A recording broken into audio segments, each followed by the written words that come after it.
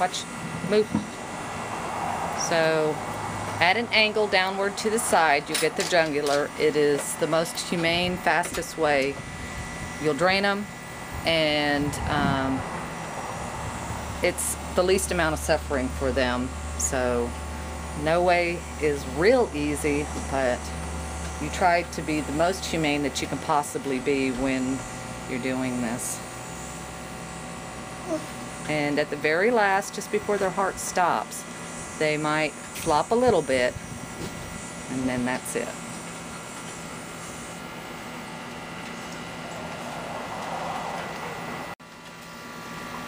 Okay, so he's been dipped. The water needs to be between 140 and 160 some degrees. You know he's ready because you can pull it off, and when it's the hardest part is by the top parts of their legs here.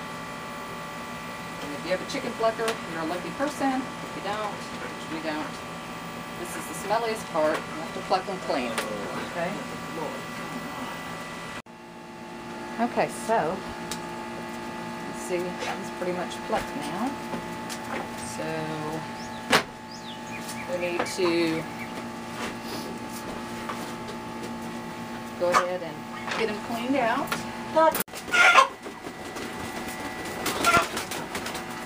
And a bucket with some bleach water in it here. It's really important to kind of keep everything cleaned off in between.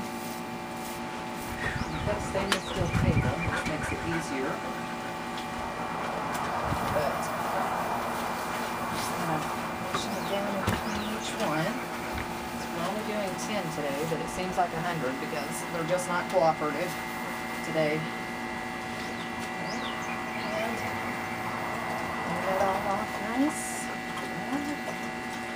And we put Mr. Chicken down.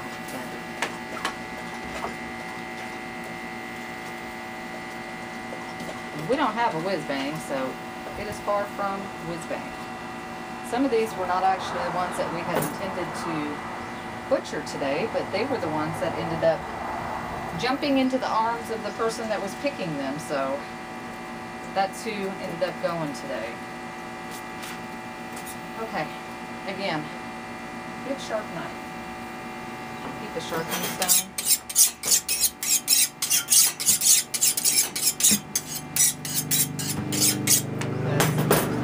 The key to everything is a sharp knife.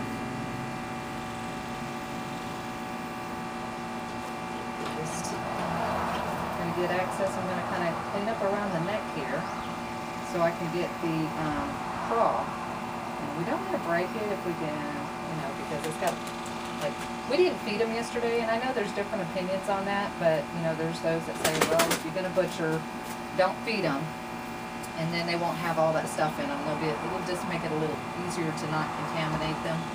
But, so we did that, but we fed them in the morning, and then we didn't feed them the rest of the day yesterday, and then we started butchering today close to 11. So, okay, when you come in here, this is where you want to be careful, because that's where their craw is, and you can accidentally get that with a knife, and then it gets all yucky. Okay, and so cut carefully around there.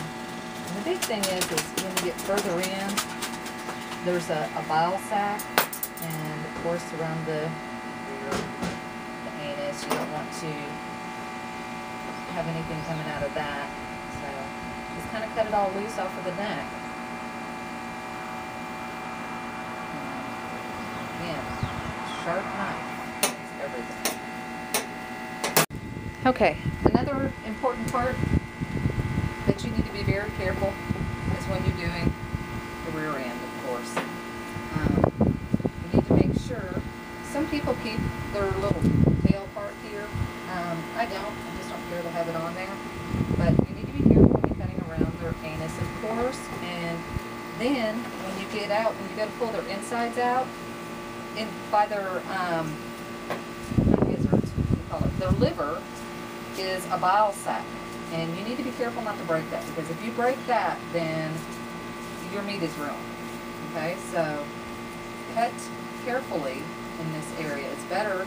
I kind of cut very slowly, and yeah, it does slow down the process, but you know what?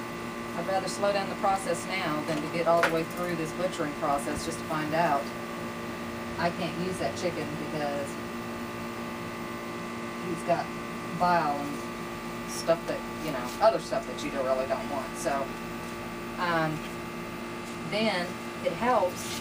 I separate the sack in here with their stomach lining and stuff. And then I'll go ahead and I'll cut it down a little bit so you have some room to work and see what you're doing.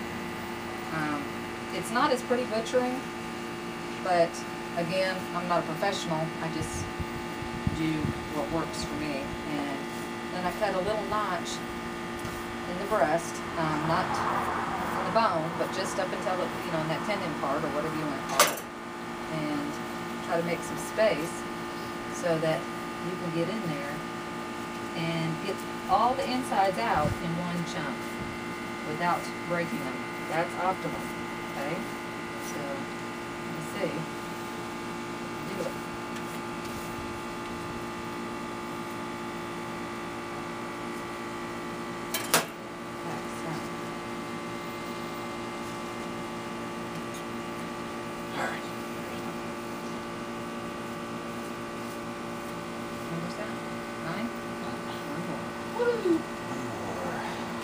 Unless you want to do more.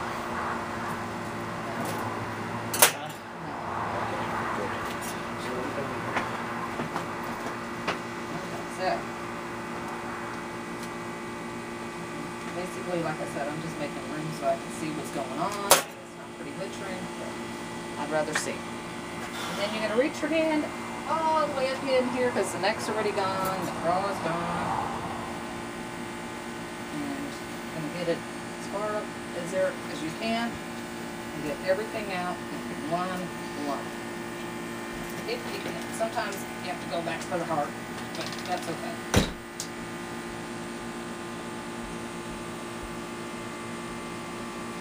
Okay, here we go.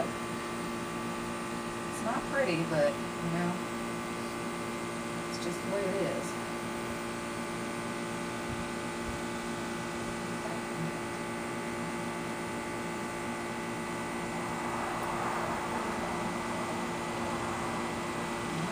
Everything out. And I know I do this different than some people. Some people like just put the little hole back there, but like I said, I just don't want to take a chance. So I wait and kind of pull it all out and then cut around.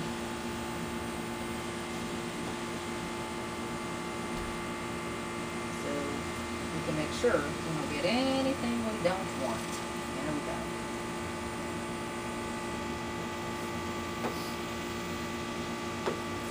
Do this without blocking it, but when you're right-handed, it's not always easy. Okay, and off we go. Okay.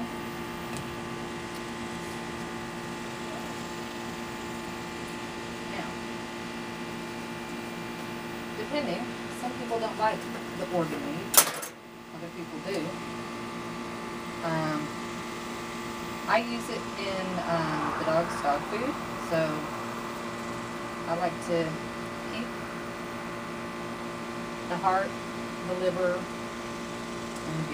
not the gizzard. I just don't mess with the gizzard because you have to open it up, put the lining out. But if it came down to it, I would. And there's a little sack lining around the heart. There we go.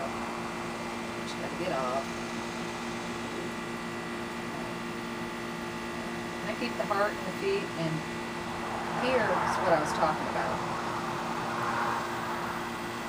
I don't know, what is that, kidneys? Whatever part that is. There's a bile sac right there.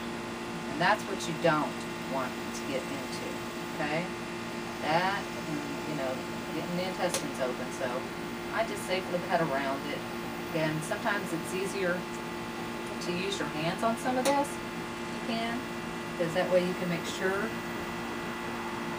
You don't want to be wasteful, but at the same time, better safe than sorry, right? Like I said, that will all go into birds' food because we prefer not to eat it. Now here is the gizzard where they eat rocks and stuff, and it goes in there. So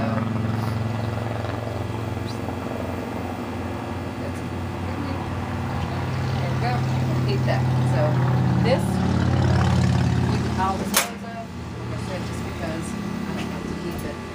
Now, little fella's gonna go in a bag. I'm gonna wash my hands with the bleach water. It's gonna go in a bag, and we're gonna chill him for 28 to 48 hours. Okay? And then he can go into the freezer. Again, not the prettiest butchering job in the world, but it has worked for us, and I guess the more I do it, the better I'll get at it, or we'll hope. I might just always be a lousy butcher. We don't know. But they've always tasted pretty good, and that's what we go by. So. And some people use a torch to get the feathers off on them, and that's fine. You can do that if you don't have like one of the whiz bang chicken pluckers. We don't have one, so.